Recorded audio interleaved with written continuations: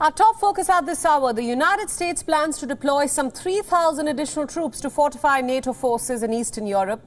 This comes amid fears that Russia could invade Ukraine. About 1,000 US troops stationed in Germany will be moved eastward towards Romania. 2,000 more will be deployed to Poland and Germany from the United States, reportedly from the Fort Bragg military base in North Carolina. Listen in.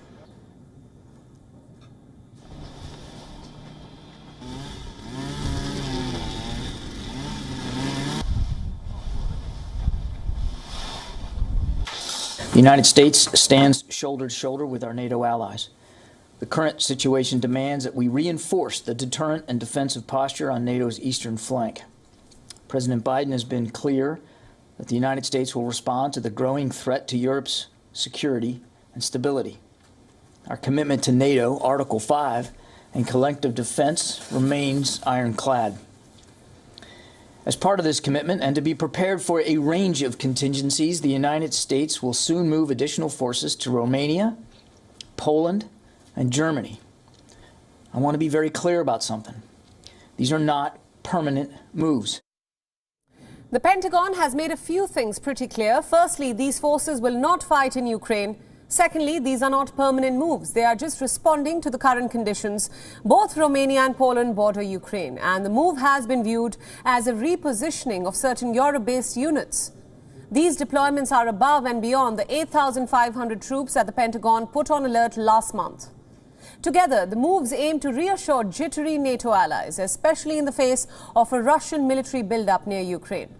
US troops include additional brigade combat teams, logisticals personnel, medical support, aviation support, and forces involved with intelligence and surveillance. Meanwhile, with the threat of war looming large, and turn to the negotiating table to address its concerns. Listen in.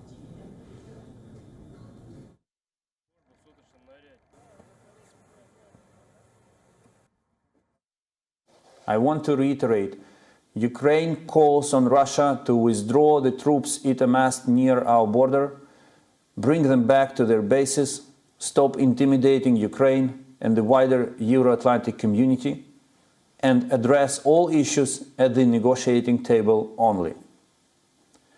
Here, I would like to specifically stress that Ukraine and our partners, including the United States, have no difference in assessing risks of current Russian escalation. The tone of voice of our messages may sound different, but the actual assessment is the same. Everything is possible, and we should be preparing for every possible scenario. For India's help to deal with Russia when it comes to this conflict and the de-escalation. Listen in. Ukraine is a friend and a partner of India, and India will find any attempt of Russia to solve the current crisis by military means or to continue destabilizing Ukraine from inside unacceptable. If Russia hears that from Indian government, that would be a very strong message of support, and it will make an impact. This comes as Russian troops remain massed at the Ukrainian border. Now, Russia denies any plans to invade its neighbor, with President Putin accusing the West of failing to respect Moscow's security concerns.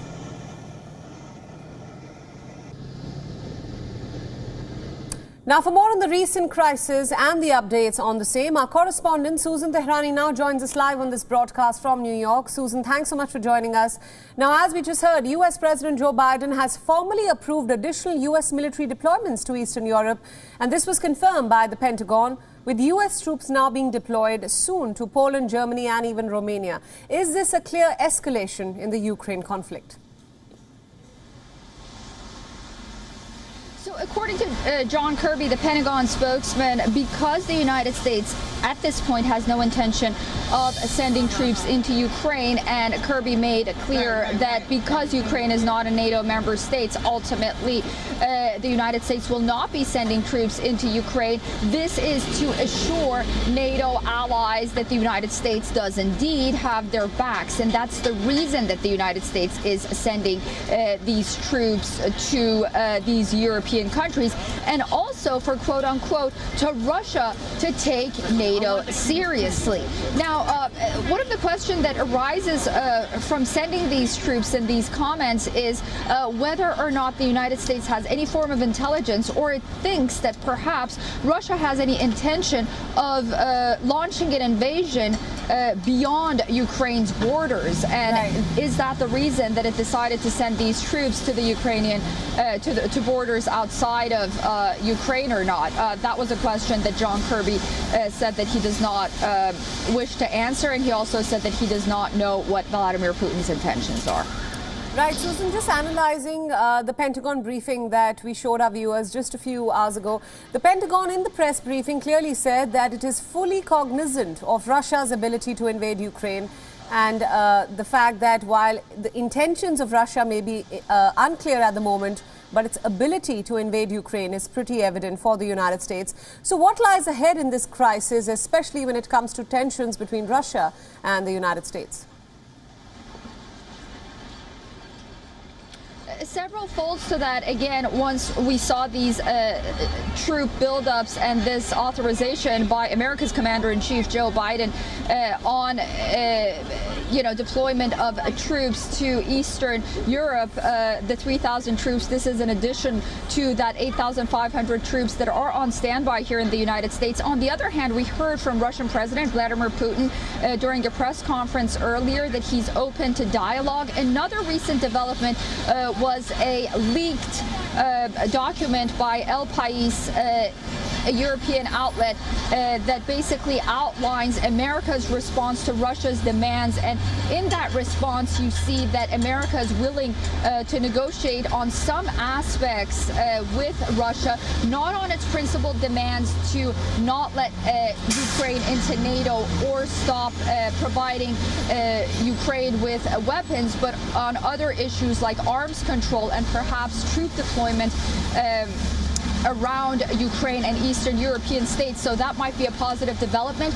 But I think another aspect that everyone is watching is an important date, and that would be around February 20th. That is the end of the Winter Olympics in Beijing, and that might be a time where Americans are wondering whether or not Vladimir Putin will make his final decision on whether to invade Ukraine or not, because if he hadn't before that, it might have been because he doesn't want to overshadow the Winter Olympics and Xi Jinping's spotlight, if you may.